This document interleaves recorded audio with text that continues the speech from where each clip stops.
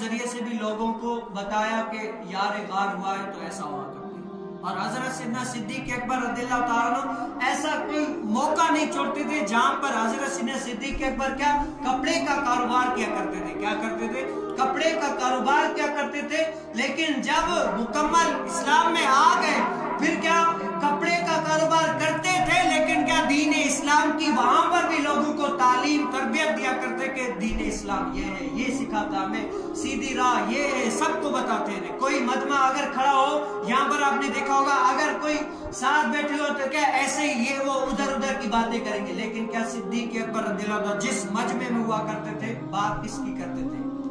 اللہ رسول کی۔ کیا مستند راستے وہی مانے گئے جن سے ہو کر تیرے دیوانے گئے، کیا مستند راستے وہی مانے گئے جن سے ہو کر تیرے دیوانے گئے، لوٹ آئے جتنے فرزانے گئے لیکن تاب منزل صرف دیوانے گئے۔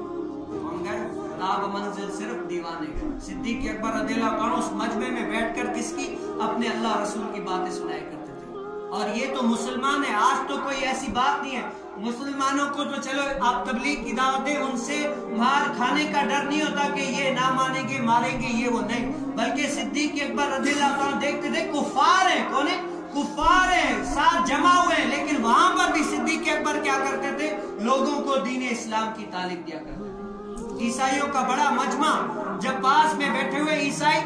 ایک ساتھ بیٹھے ہوئے، لیکن کیا صدیق اکبر رضی اللہ تعالیٰ عنہ دیکھتے ہیں کہ عیسائی ساتھ بیٹھے ہوئے تو صدیق اکبر رضی اللہ تعالیٰ یہ نہیں دیکھتے کہ یہ مجھے کہیں گے کیا، یہ ماریں گے، میری جان کو نقصان پہنچائیں گے کیا، بلکہ نہیں، کیا اللہ رسول کا پیغام ہر سانس تک، ہر جتنا میرے دم میں دم ہے اللہ رسول کا پیغام پہنچانا ہے، پہنچانا ہے۔ تو وہ کفار عیسائی ہیں، سب کے سامنے ان کفاروں کا بڑا عالم جو اپنے آپ کو کہلاتا تھا، کون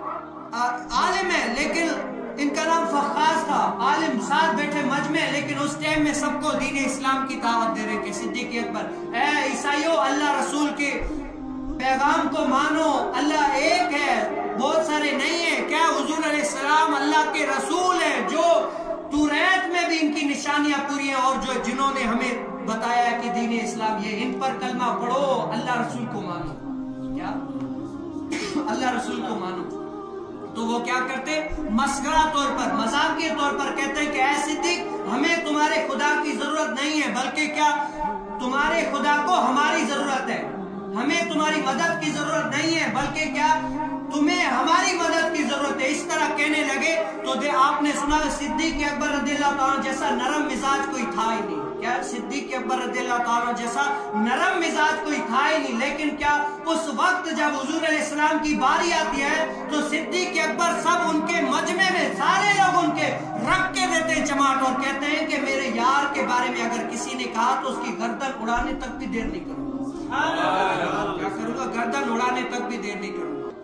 یہ اتنے مجمع میں، اور حضرت سیدنا صدیق اکبر رضی اللہ تعالیٰ کے ابا جان ابو قحافہ جب ایمان نہیں لے کر آئے تھے تب حضور علیہ السلام کے بارے میں کچھ کہا تو صدیق اکبر رضی اللہ تعالیٰ اتنے جوش میں آ گئے، کھڑے ہو کر ان کو ڈانٹا، حالانکہ کتاب لکھا ہے کہ ان کے ابو ایک جگہ گر گئے، کہا کہ خبردار ابا، پہلے تو میرا باپ ہے لیکن سب سے زیادہ مقدم میرے رسول کی عزت ہے، سب سے زیادہ مقدم اعلیٰ، سب سے زیادہ جو مقدم ہے میرے رسول کی عزت ہے، میں یہ نہیں گوارا کروں گا کہ تم میرے باپ ہو، میں یہ دیکھوں گا کہ یہ میرے رسول کے بارے میں بات کر رہا، میں نہیں دیکھوں گا۔ اور اس ٹائم کیا حضور